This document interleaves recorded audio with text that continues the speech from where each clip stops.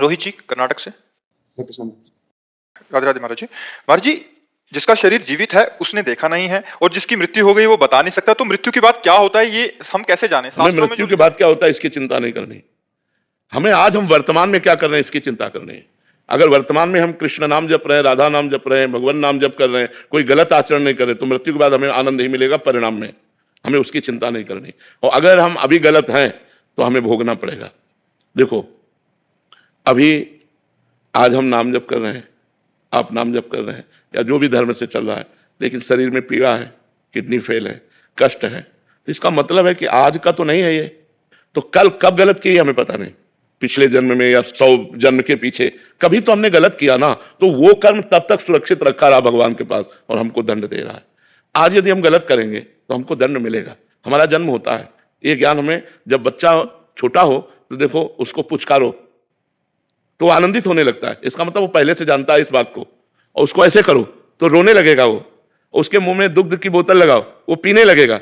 इन सब बातों से पता चलता है पूर्वाभ्यासी है, इसको ज्ञान है।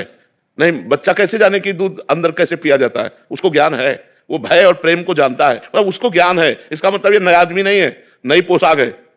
अभी बच्चे की पोशाक है लेकिन ये पुराना है, इसको पूरा ज्ञान है। तो हम मनुष्य जन्म प्राप्त करते हैं, लेकिन पीछे बहुत से जन्म कराए हैं जो कर्म, वो हमको भोगने पड़ेंगे। अब हमको वर्तमान को सुधारना है। हमारी बुद्धिमानी है, आज हमारा सुधरना चाहिए। आज सुधरेगा तो कल हमारा अच्छा होगा, और कल जो गलत हुआ वो मिट जाएगा। तो आज अच्छा कैसे होगा? हम भगवान नाम जप करते हुए परोपकार करें, समाज सेवा करें, माता पिता की सेवा करें, परिवार की सेवा करें, कोई पाप ना करें, तो हमारा अच्छा रहेगा। मृत्यु के बाद हमें आनंद प्राप्त होगा, निश्चित बात है। अब जैसे याद की बात कहो कि मृत्यु के बाद, तो इसी जन्म में आप मां के गर्भ में 9 महीने रहे, एक सेकंड का भी याद नहीं। हम लोगों की स्मृति तो इतनी मंद हो चुकी है कि इसी जन्म की बात है। अभी कितने साल के हो आप? 24 साल। तो 24 साल की बात है। अभी तो 24 साल की बात है कि आप 9 महीने मां के गर्भ में रहे, लेकिन आपको एक सेकंड का पता नहीं। पता बोला, एक सेकंड का पता नहीं है। तो आप पीछे जन्मों की तो बात हमें कैसे याद रहेगी, जब इसी जन्म की याद नहीं कि हम मां के गर्भ में कैसे कष्ट सहा, कैसे महान दुख में रहे, हमें वो पता नहीं है। हम नाम जप करें और आगे को सुधारें। पीछे जो बिगड़ गया है वो ठीक हो जाएगा, नाम जप कीजिए। कोमल जी जयपुर से।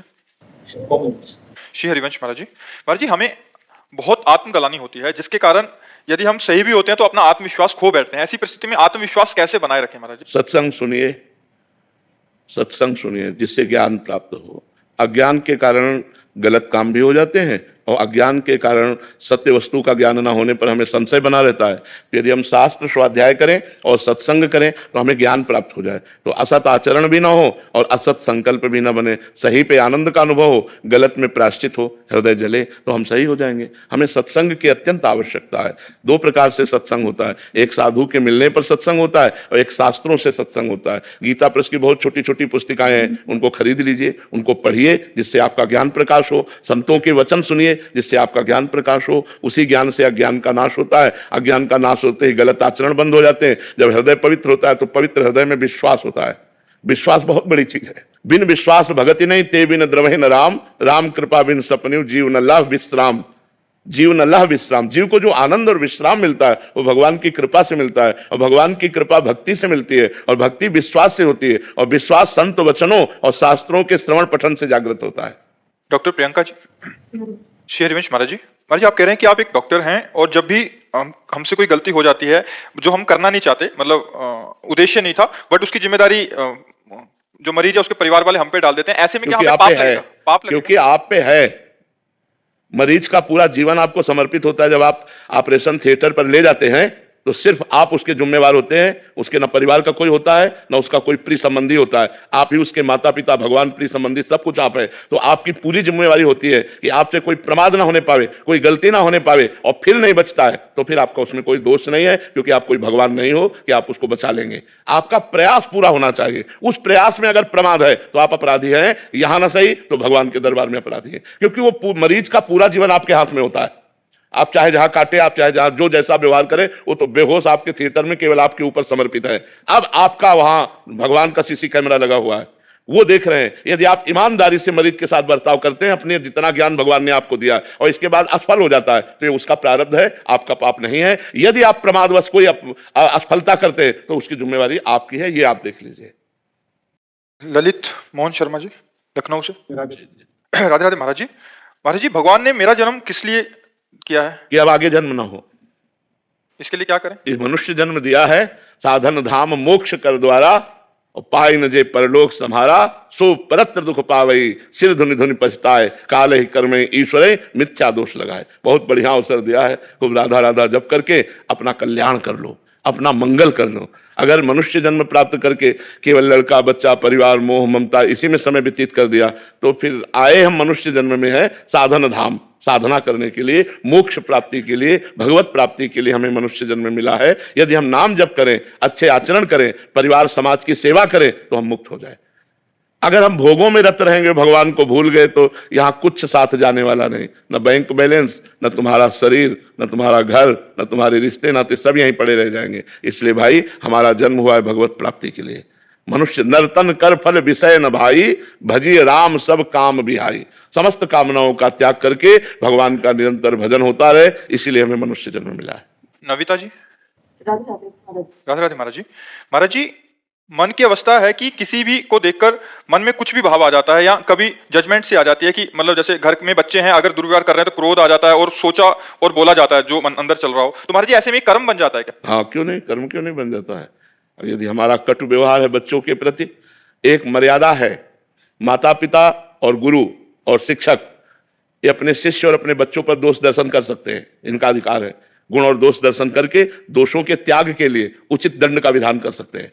जैसे गुरु है अपने शिष्य पर, माता पिता है अपने बच्चों पर, उनका दोष निवारण करने के लिए दंड विधान कर सकते हैं। इसके अलावा अगर आपने अपना स्वभाव ऐसा बनाया कि हर बार में क्रोध, हर बार में, तो आप अपने स्वभाव के अनुसार कर्म कर रहे हैं, फिर उसका आपको परिणाम भोगना पड़ेगा।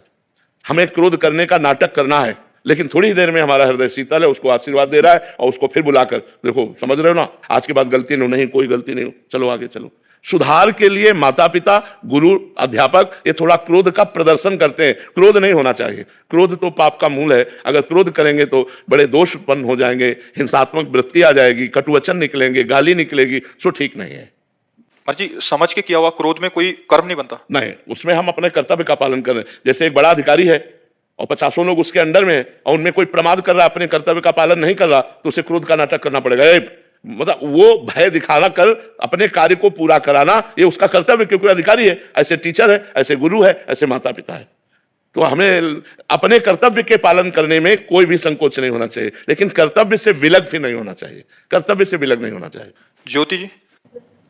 राधे राधे महाराज जी। महाराज जी, संसारिक चीजों को देख के परिवार वाले सरकारी या अच्छी नौकरी के लिए प्रेरित करते हैं, जिसके लिए भजन छूटता है, पर ये मन सिर्फ उतना ही कमाना चाहता है जिससे बस गुजारा सा हो हाँ, जाए। तो हमें चाहिए कि हमें प्रयास करना चाहिए, सरकारी नौकरी के लिए, व्यापार के लिए, हमें धन के लिए प्रयास करना चाहिए। हमारा मनुष्य शरीर मिला है, समाज सेवा, परिवार सेवा बिना धन के हो नहीं सकती। तो हम नाम जप करते हुए यदि प्रयास कर रहे हैं, तो वही तो हमारी उत्तम बात है। नाम जप कैसे छूट जाएगा? जैसे श्वास लेना रुक गया तो हम मर गए, ऐसे हर श्वास में राधा राधा का अभ्यास करो, और चाहे फावड़ा चलाओ तो भी भजन होता रहेगा, ऑफिस में जाओ तो भजन होता रहेगा, व्यापार करो तो भजन होता रहेगा। हर समय बातचीत थोड़ी होती रहती। जब बातचीत हुई तो व्यापार हुआ, वो भी भगवान को समर्पित है, से समय नाम जप कर रहे हैं, बहुत बढ़िया। चाहे नौकरी हो, चाहे व्यापार हो, चाहे कोई कार्य हो। हमको ये थोड़ी है कि भजन को लेकर हमें किसी गुफा में बैठ जाना, ऐसा नहीं। गुफा वालों को भी संसार की सेवा में आना पड़ता है, साधु महात्मा भी संसार की सेवा करते हैं। तो इस संसार में हम आए हैं सेवा करने के लिए, सेवा करते हुए भजन करने के लिए। दोनों काम होना चाहिए, भजन और सेवा। ये नहीं है कि हम भाई नाम जप का बहाना लेकर के सब काम छोड़ दिए और बैठ गए, ऐसा नहीं। ऐसा साधु महात्माओं के लिए भी नहीं। तुम यज्ञ कराओ, तुम धर्म की स्थापना करो, चलो समाज में जाओ, प्रवचन करो, समाज को सुधारो, ये सब कर्तव्य भगवान देते हैं। देखो, शरीर पीड़ित होते हुए भी हम अपने कर्तव्य का पालन कर रहे हैं। हम कोशिश करते हैं, जब तक दम रहेगी तब तक आपके बीच में आएंगे और आपसे बात करेंगे। अब जब दम ही नहीं रही तो भगवान जाने। फिर सुरेंद्र गुप्ता जी, जयपुर से। राधा वल्लभ श्री।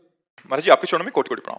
महाराज जी, भगवत प्राप्ति दुर्लभ नहीं है, दुर्लभ है भगवत प्राप्त संतों का मिलना। महाराज जी, यहाँ मिलने से क्या तात्पर्य है? महाराज जी, आप संत पुरुषों के दर्शन पा लेना ही मिलना है, या कुछ और? हम कैसे जानें? महत्संगस्तु दुर्लभ हो, पहले तो महापुरुषों का मिलना ही कठिन है, फिर अगम्यो, उनकी आज्ञा पे चलना कठिन है। किसका प्रश्न है? और यदि आज्ञा का पालन कर ले गए तो अमोघस्य निश्चित भगवत प्राप्ति हो जाएगी। तो महापुरुषों का मिलना कठिन है।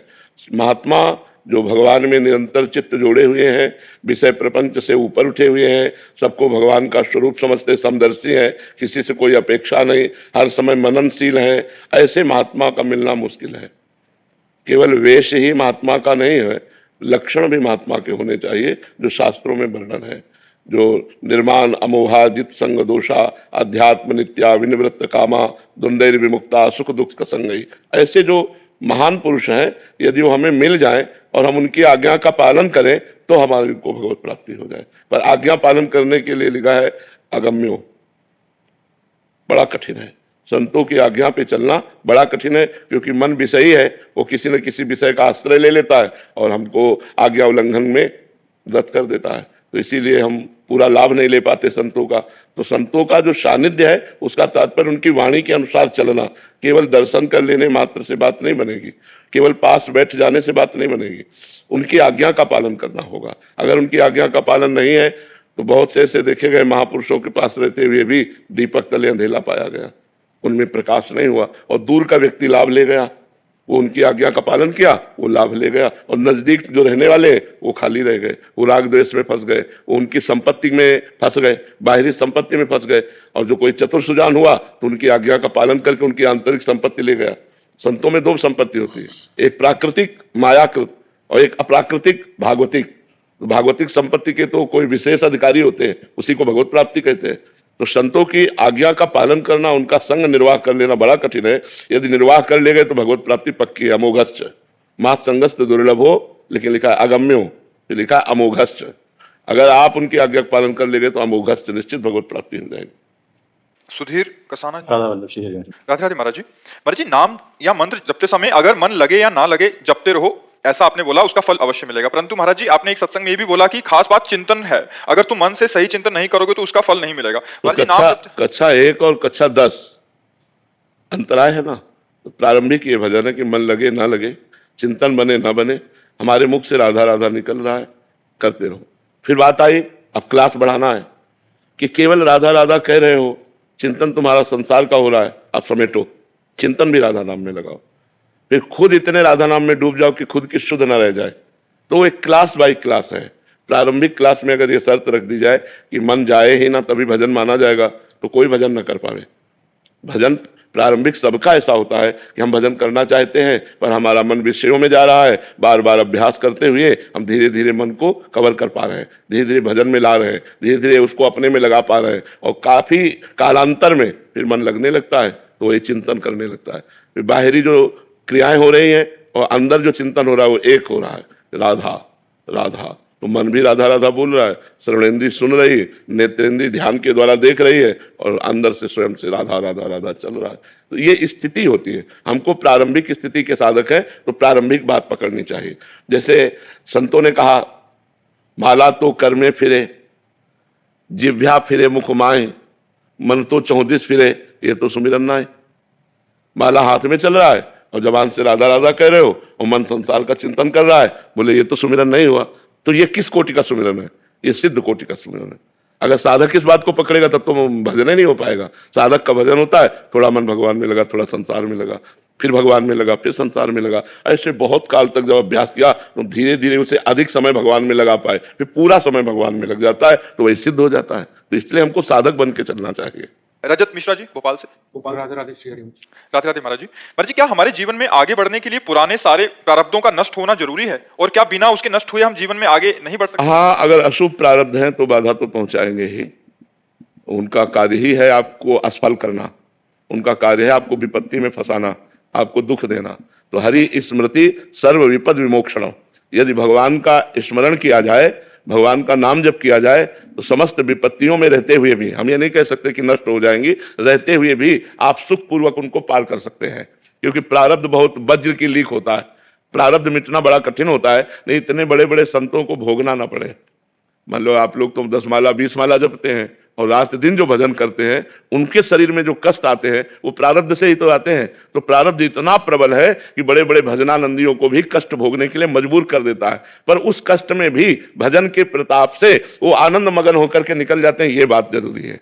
भजन नहीं करोगे तो वो कष्ट आपको रौंद डालेगा, वो आपको डिस्टर्ब कर देगा, आपको व्यथित कर देगा। लेकिन यदि भजन चल रहा है तो भारी कष्ट में भी व्यथा उतनी पीड़ित नहीं करेगी, एक आनंद बना रहेगा। अभिलाष भट्ट जी, लखनऊ। श्री हरिवंश, राधे राधे।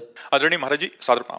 महाराज जी, राधा नाम जब से मेरे जीवन में बहुत परिवर्तन आया, मैं ये समझ पा रहा हूँ, लेकिन समाज एवं विशेष रूप से मेरी पत्नी नहीं समझ पा रही। समाज को तो मैं समझा ले रहा हूँ, पत्नी को नहीं समझा पा रहा। हाँ देखो, जब तक हमारी श्रद्धा आपके वचनों पर नहीं होगी तब तक आप नहीं समझेंगे। जब हमारी श्रद्धा आपके वचनों पे हो जाएगी तो हम भी जपने लगेंगे, और जहां जपने लगे तो हमको अनुभव में आने लगेगा, आनंद अनुभव में आने लगेगा, उन्नति समझ में आएगी, आध्यात्मिक उन्नति हो रही है। हम ये नहीं कह रहे कि आप करोड़पति बन जाओगे, लेकिन जो करोड़पति को भी सुख रहे हैं वो आपको प्राप्त हो जाएगा। एक आनंद, एक शीतलता, एक निश्चिंतता, एक निर्भयता, एक निश्चोकता, ये आपके अंदर जागृत हो जाएगी। महाराज जी, उसमें कोई कमी तो नहीं रह जा रही है? नाम जप करता हूँ तो कहीं कमी तो नहीं है कि मेरी पत्नी उसको मानने को तैयार नहीं? नहीं, अलग अलग संस्कार होते हैं। तुकाराम जी महाराज के कीर्तन में बहुत से लोग एकत्रित होते थे, तो एक नास्तिक प्रवृत्ति के थे, उनको एक भगत ने कहा कि आप एक बार कीर्तन में केवल चलिए और दर्शन कीजिए, एक बार मेरे कहने से। तो वो चले गए, तो तुकाराम जी का प्रभाव ऐसा कि वो एक बार में ही लुट गए। अब तो रोज कीर्तन जाने लगे और सत्संग सुनने लगे, तो ब्रह्मचर्य से रहने लगे, पत्नी से बात नहीं करते। पत्नी ने कहा, बाबा जी हमारे जीवन में दुख का कारण बन गया। अब उसने सोचा दंड कैसे दे तुकाराम जी को, क्योंकि बातचीत ही नहीं करते, वो हर समय बिटल बिटल करने लगे और संयम से रहने लगे। तो पत्नी ने कहा, इनके हमसे बातचीत ना करने का कारण तुकाराम जी हैं, तो तुकाराम जी को दंड कैसे दें। तो पत्नी ने अपने पति से कहा, तुम्हारा तो उद्धार हो गया, क्योंकि तुम इतने बड़े संत से जुड़े, हमारा उद्धार कैसे होगा, एक बार घर लाओ, हम बनाएं पवाएं, उनका चरण धोएं। तो उनको बड़ा आनंद आया कि यार ये नास्तिक प्रवृत्ति की बदल गई। अब वो जो लिवाने गए सो उसने 10 लीटर पानी एक बड़े भगोने में आग में रख दिया। वो जब खौलने लगा पानी, और जब आके तुकाराम जी के चरित्र में हमने पढ़ा, जब आके बैठे तो पीछे से पूरा खौलता हुआ पानी डाल दिया, उनकी त्वचा उधर गई। हा विठ्ठल, हा विठ्ठल, हा विठ्ठल। तो ऐसा जरूरी नहीं है कि पति पत्नी का एक ही भाव हो, ऐसा जरूरी नहीं है। हो सकता है पति नास्तिक हो, पत्नी भक्त हो सकता है पति भक्त हो, पत्नी नास्तिक हो, तो अलग अलग भाव होते हैं। अब हो धार्मिक तो है वो, लेकिन वो काउंटर जब करने पे कह रहे हैं कि इससे क्या जीवन में परिवर्तन आया, ये बताइए आप जो है। हाँ, अंदर के अनुभव की बात कैसे बतावे, क्या बतावे, लेकिन वो भाग्यशाली है जिसको आप जैसा पति मिला है। वो भले न जपे, लेकिन उसका मंगल तो होगा ही, क्योंकि आप उसके साथी हैं, आप उसके पति हैं, आप उसके ध्यान का विषय हैं, आपसे वो प्रेम करती है, तो उसका मंगल तो हो ही जाएगा, चिंता की बात नहीं है। प्रोफेसर सुजीत कुमार ठाकुर जी। राधा वल्लभ जैसे। श्री हरिवंश महाराज जी, आपके चरणों में कोटि कोटि प्रणाम। महाराज जी, जैसे सपना टूटते ही प्रातिभाषिक सत्य का मिथ्या होने का अनुभव होता है और व्यवहारिक सत्य का होना का प्रमाण मिलता है, वैसे ही मनुष्य ऐसा क्या करे जिससे उसे परमार्थिक सत्य का अनुभव हो और व्यवहारिक सत्य का मिथ्या होने का? देखो, बिना शुद्ध ब्रह्म ज्ञान के ये बात असंभव है। शुद्ध ब्रह्म ज्ञान जब हृदय में जागृत हो जाता है तो ब्रह्म सत्यम जगन मिथ्या ये अनुभव होता है। और जब ये अनुभव के बाद वो ब्रह्माकार वृत्ति करता है तो फिर सर्वम खलमिदम ब्रह्म, सब ब्रह्म ही है, मिथ्या कुछ है नहीं, ब्रह्म के सिवा किंचन मात्र कुछ नहीं। सर्वम खलमिदम ब्रह्म नेनानास्ति किंचन, किंचन मात्र भी ब्रह्म के सिवा कुछ नहीं है। तो हमें चाहिए कि हमें शास्त्र के अनुसार साधना करनी चाहिए। जब तक विवेक उदय नहीं होता, सत्य असत्य का निर्णय करने वाला, सत्य क्या है असत्य क्या है इसका परिचय कराने वाला जो ज्ञान है उसे विवेक कहते हैं, तब तक लोक परलोक के भोगों से वैराग्य नहीं होता। फिर सम इंद्रियों का निग्रह, दम मनोनिग्रह, उपरति भोगों का स्मरण भी त्याग कर देना, तितिक्षा आए हुए हर कष्ट को सह लेना, श्रद्धा शास्त्र और गुरु के वचनों में दृढ़ विश्वास, समाधान चित्त का परमात्मा में स्थित होना, मुमुक्षुता मैं मुक्त हो जाऊं, ये जब बातें हृदय में आती हैं तब ब्रह्म ज्ञान की तरफ हमारा कदम बढ़ता है। अगर ब्रह्म ज्ञान हो जाए तो हमको ये अनुभव में हो जाए, या भगवान से प्रेम हो जाए तो हमें अनुभव में हो जाए कि ये जगत भगवत स्वरूप है, मिथ्या तो केवल हल करने के लिए है, सवाल हल करने के लिए। लेकिन जब सवाल हल होगा तो सीए राम मैं सब जग जानी, करो प्रणाम जोरी जुग पानी, सब में भगवान विराजमान है, ऐसा अनुभव होगा। समझ पा रहे हैं जी? सरकार की समझ में आ जाता है कि जो जैसे सपना सत्य नहीं था जी, लेकिन सपने में आपको यह अनुभव हुआ क्या कि सपना सत्य नहीं था? उस वक्त नहीं हुआ, उस वक्त तो लगा बिल्कुल सत्य। जगने पर हुआ ना। तो अभी आप मोह निद्रा के स्वप्न को देख रहे हो, अभी आप जगे हुए पुरुष नहीं हो। जगा हुआ पुरुष तभी माना जाएगा जब सर्वत्र ब्रह्म बुद्धि हो जाएगी। आप स्वाप्निक पुरुष है, अभी आप स्वाप्निक पुरुष है। मोह निशा सब सोनिहारा, देखे स्वप्न अनेक प्रकारा। तो अभी तो अनेकता दिखाई दे रही ना, स्त्री पुरुष जड़ चैतन्य अच्छा बुरा, तो हम स्वाप्निक पुरुष हैं, अभी हम जगे हुए नहीं हैं। तो स्वप्न में भी जैसे लगता है कि मैं जग गया, लेकिन वो स्वप्न ही होता है। ऐसे ही हमको यहाँ लग रहा मैं जगा हुआ हूं, लेकिन ये अज्ञान का स्वप्न है। जब ये समझ में आ जाए, उमा कहूं मैं अनुभव अपना, सत हरि भजन जगत सब, हाँ ये जगत भी सपने जैसा ही है, ये सत्य नहीं है। ये वास्तविक जग जाने पर पता चलेगा। अभी तो हम स्वप्न में हैं, तो कैसे पता चले? स्वाप्निक पुरुष पहचान सकता है कि जगा हुआ कौन है? नहीं, वो नहीं पहचान सकता। जगा हुआ स्वाप्निक पुरुष को पहचान सकता है, लेकिन स्वाप्निक पुरुष जगे हुए पुरुष को नहीं पहचान सकता। क्या होता है, जैसे हमको ये अनुभव है कि वो सत्य नहीं था, ये सत्य नहीं है, तो जब आता है अंदर से जैसे गुस्सा हो गया, तो दूसरों को जितना तकलीफ देता होगा उससे ज्यादा तकलीफ हम लोग को देता है कि मुझे पता था गुस्सा नहीं करना था, फिर भी मैंने क्यों किया। अंदर से कौन सा वेग आता है जिसको मैं रोक नहीं पाता। यही दूसरा, यही द्वैत। क्रोध कब आता है? द्वैत के बिना क्रोध आता है क्या? क्रोध का मूल कारण द्वैत है, और द्वैत का मूल कारण कामना है। कामा संजायते क्रोधा, क्रोधा स्मृति विभ्रमा, स्मृति भ्रंशात बुद्धिनाशो बुद्धिनाशात प्रणश्यति। हमारी कामना है कि आदमी हमारे अनुकूल चले, हमारा लड़का अनुकूल चले, हमारी पत्नी अनुकूल चले, और जब वो प्रतिकूल चलेगी तो हमें क्रोध आ जाएगा। तो अगर हम लड़का देख रहे हैं, पत्नी देख रहे हैं तभी तो, अगर उनमें ब्रह्म देखे तो, उनमें भगवान देखे तो क्रोध आएगा क्या? मेरा भगवान है। तो यही बात है। अभी हम सोए हुए पुरुष हैं जो मोह निद्रा में सो रहे हैं और कल्पनात्मक ये जागतिक स्वप्न देख रहे हैं। अब जब जग जाए तो आनंद आ जाएगा। एक बार राजा जनक को स्वप्न में दिखाई दिया कि वो भिखारी हो गए। उन्होंने कुछ चावल दाल मांगी और खिचड़ी बनाई, तो दो सांड लड़ते हुए आए और वो खिचड़ी सब बिखर गई। वो व्याकुल होके उठ बैठे। जब बैठे तो राजा, तब उन्होंने सोचा कि ये सत्य कि वो सत्य।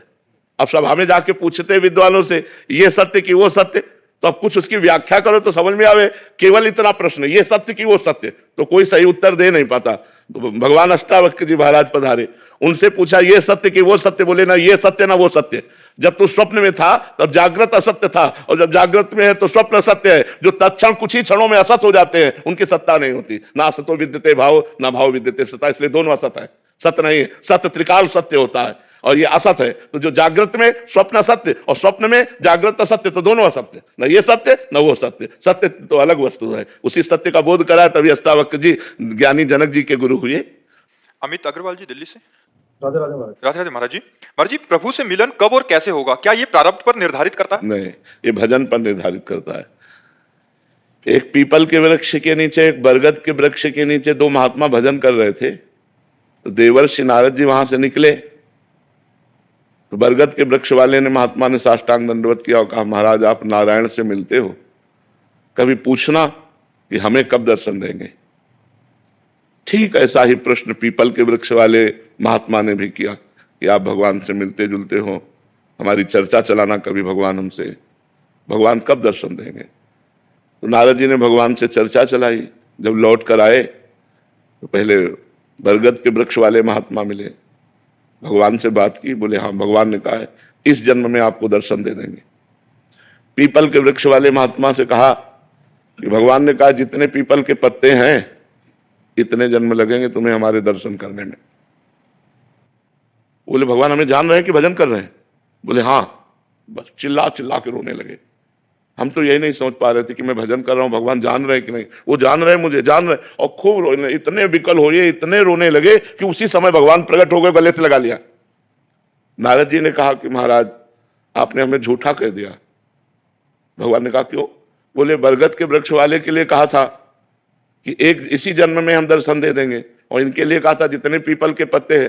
तो बोले इनकी जो भजन शैली थी उसमें उतना ही समय लगता, लेकिन ये विकल हो गए, रुदन से इतने विकल हो गए, और उस विकलता में मुझे पुकारा। यही विकलता मेरे साक्षात दर्शन का हेतु है।